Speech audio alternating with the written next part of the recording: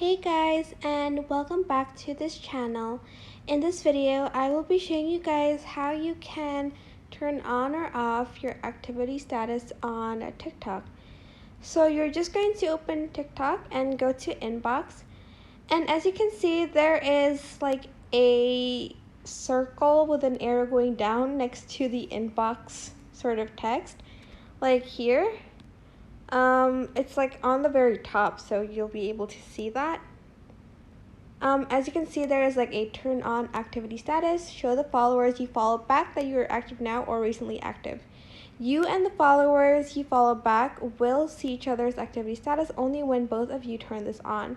You can manage this in settings and privacy So if you enable this, as you can see, it turns green, and the circle turns green too, and then it'll